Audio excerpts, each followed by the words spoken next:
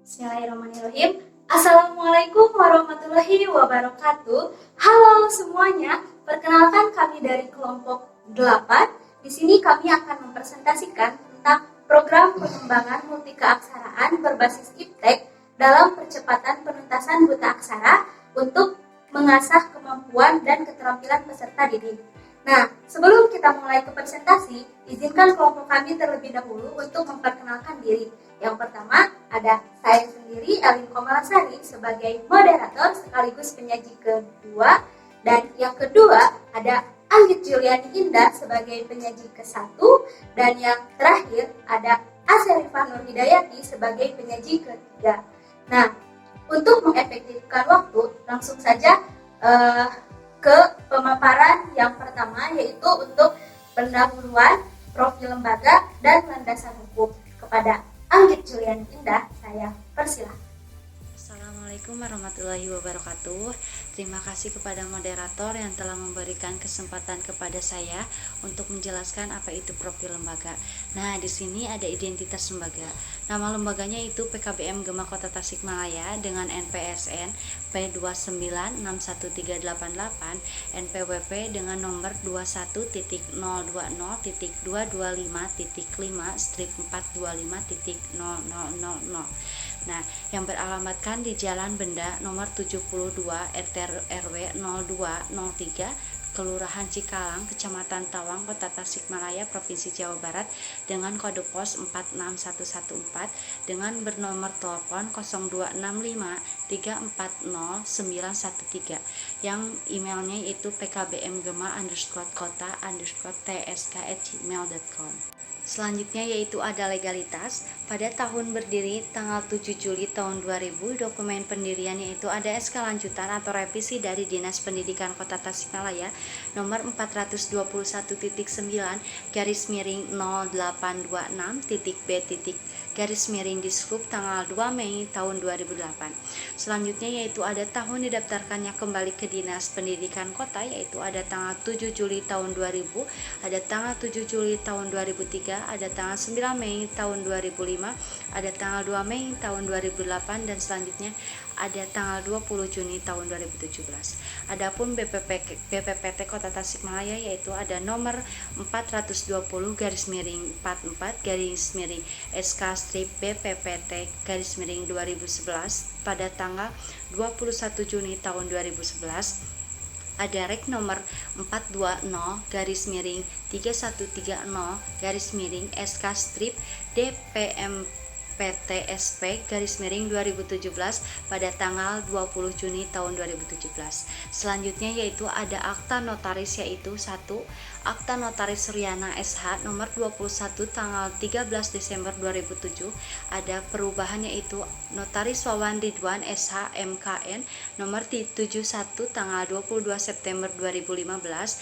Dan yang kedua ada Kemenkumham RI nomor AHU 004142.AH.01.04 tahun 2015 tanggal 23 September 2015. Adapun rekening bank yaitu BRI Unit Siliwangi Tasikmalaya nomor rekeningnya yaitu *4462 garis strip 01 strip 014011 strip 53 strip 2 atas nama PKBM Gema Kota Tasikmalaya, yaitu ada lahan, bangunan, ruang atau kelas seluas bumi dan bangunan yaitu 725 meter kubik. Di antaranya yaitu ada kantor 3 ruangan, rumah belajar 8 ruangan, ruang praktik keterampilan 2 kelas, musola 1 ruang, kamar mandi 2 ruangan, toilet ada 5 ruangan. Dan selanjutnya ada halaman parkir 20 meter kali 20 meter per kubik. Menurut Juknis Direktorat Dikmas 2011, penduduk buta aksara pada tahun 2011 yang berusia 15 tahun sampai 59 tahun yang berjumlahkan 7.546 sekian orang. Jumlah tersebut sebagian besar bertempat tinggal di daerah tertinggal seperti terpencil, terisolir, pedalaman, perbatasan, pulau terluar dan pulau-pulau terkecil, kawasan pesisir, kawasan pedesaan miskin, komunitas adat terpencil dan sejenisnya yang secara geografisnya sulit untuk dijangkau. Mereka juga tertinggal dalam hal pengetahuan, keterampilan, serta sikap mental dan pembaharuan dan pembangunan.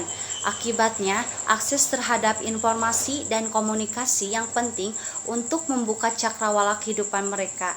Kehidupan mereka juga terbatas karena tidak memiliki kemampuan keaksaraan yang memadai.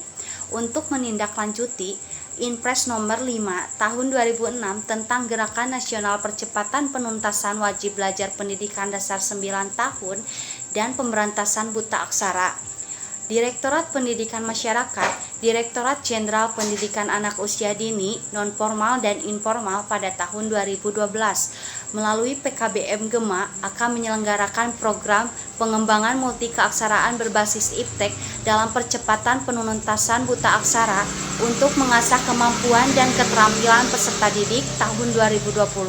Di PKBM Gema Kota Tasikmalaya juga sejak tahun 2006 efektif yang digunakan dalam rangka percepatan dan penuntasan buta aksara sebagai rujukan dan penyelenggaraan program ini. PKBM Gema Kota Tasikmalaya juga perlu menyusun proposal penyelenggaraannya.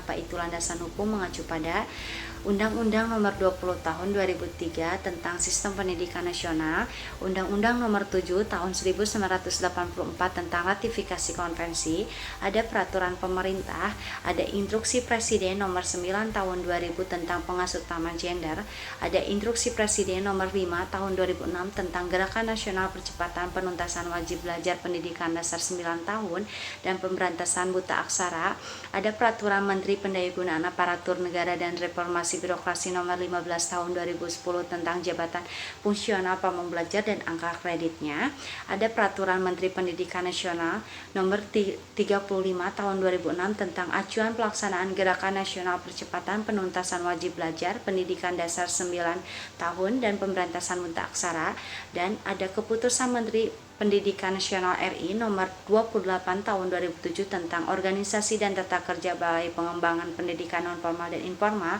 Selanjutnya yaitu ada daftar isi pelaksanaan anggaran atau DIFA PKBM Kota Tasikmalaya tahun 2020. Terima kasih, saya kembalikan ke moderator. Terima kasih kepada Anggit Juliani Indah telah menyampaikan materinya. Yang selanjutnya, untuk tujuan dan sasaran sekaligus hasil yang akan dicapai dari program ini akan disampaikan oleh saya sendiri. Yang pertama, untuk tujuan. Nah, untuk tujuan program ini sendiri, yang kesatu ada menumbuhkan atau merintis kelompok-kelompok belajar pendidikan keaksaraan dasar yang mempunyai keunggulan-keunggulan tertentu, baik keunggulan dari segi penyelenggaraan program maupun keunggulan dalam pelaksanaan pembelajarannya. Yang kedua, menguatkan kelompok-kelompok belajar pendidikan keaksaraan yang sudah ada atau terdapat di masyarakat lembaga pendidikan non-formal supaya mampu menjadi kelompok yang mempunyai karakter dan keunggulan tersendiri. Yang ketiga, yaitu meningkatkan kapasitas lembaga penyelenggaraan program pendidikan keaksaraan dalam hal mengelola pendidikan keaksaraan yang berkualitas sehingga mampu menjadi lembaga percontohan penyelenggaraan pendidikan keaksaraan dasar. Dan yang terakhir, menciptakan lembaga pendidikan non-formal atau kelompok belajar yang mempunyai kemampuan untuk mengoptimalkan potensi daerah atau kewilayahan dalam pelaksanaan program pendidikan keaksaraan. Nah, untuk sasarannya sendiri, pendidikan keaksaraan ini adalah masyarakat usia 15 tahun ke atas. Nah, untuk diprioritaskannya dari umur 15 sampai 59 tahun dengan masalah buta aksara. Nah, yang selanjutnya, hasil yang diharapkan dari pemberian dana penyelenggaraan program percontohan pendidikan keaksaraan dasar ini adalah yang kesatu, meningkatnya akses pelayanan program pendidikan dasar, dan yang kedua, meningkatnya kemampuan membaca, menulis, berhitung, mendengar, dan berbicara bagi masyarakat untuk berkomunikasi secara sederhana, baik lisan maupun tertulis sesuai dengan standar kompetensi keaksaraan atau SKK dasar. Nah, yang ketiga, meningkatnya kemampuan masyarakat buta aksara yang ditunjukkan dengan peningkatan pengetahuan, sikap, dan keterampilan mereka setelah mengikuti pembelajaran. Dan yang terakhir, meningkatnya angka melek aksara penduduk secara nasional sehingga menyumbang peningkatan indeks pembangunan manusia Indonesia. Selanjutnya, untuk pemaparan rencana program, penyelenggaraan program, sarana prasarana dan rencana penggunaan dana akan disampaikan oleh Aserifah Nurhidayati kepada Aserifah Nurhidayati. Saya persilahkan. Terima kasih kepada moderator. Di sini saya akan menjelaskan tentang rencana program pendidikan multikeaksaraan di PKBM Gema sendiri. Yang pertama yaitu membelajarkan masyarakat agar mampu membaca, menulis, dan berhitung. Di mana dalam program ini dibagi beberapa kelompok. Di dalam satu kelompok terdiri dari 10 orang yang dibimbing oleh tutor. Kegiatan ini akan dilaksanakan pada siang hari yang bertempat di PKBM Gema sendiri. Yang kedua yaitu keberhasilan suatu program terlihat dari partisipasi aktif dari tutor sendiri dan penyelenggaraan kegiatan belajar mengajar. Penyelenggaraan kegiatan belajar mengajar ini akan dilakukan seminggu 3 kali selama 2 jam. Yang selanjutnya yaitu penyelenggaraan program.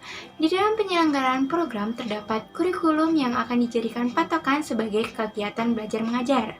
Nah, di dalam kurikulum ini terdapat beberapa dimensi dan SKR yang akan kita gunakan.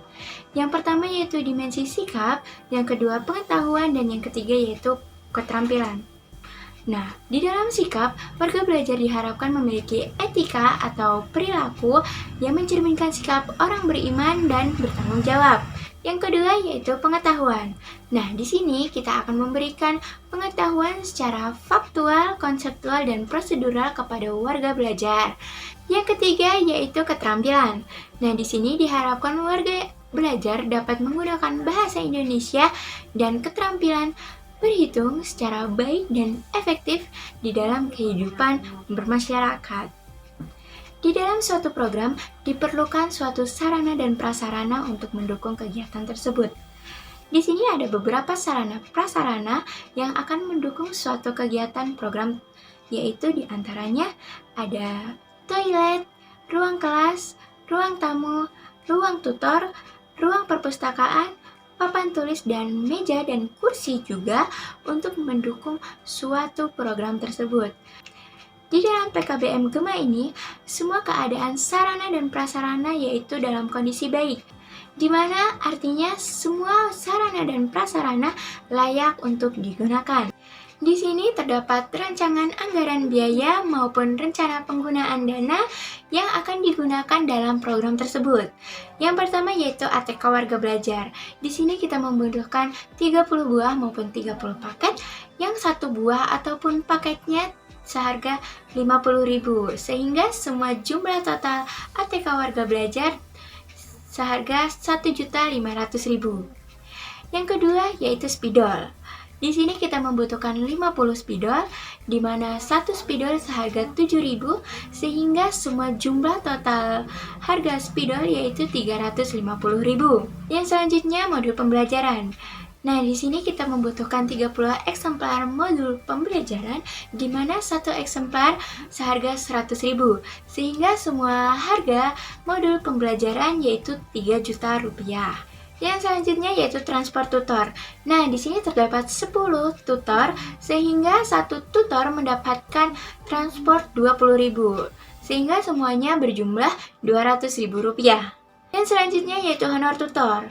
Di sini terdapat 10 tutor, di mana satu tutor mendapatkan honor 500.000 rupiah, sehingga semua jumlahnya yaitu 5 juta rupiah. Yang selanjutnya yaitu sukma. Nah, di sini sukma terdapat 30 orang, di mana satu orang mendapatkan 10.000, sehingga semua jumlah totalnya yaitu 300.000. Yang selanjutnya ada penyelenggaraan penilaian.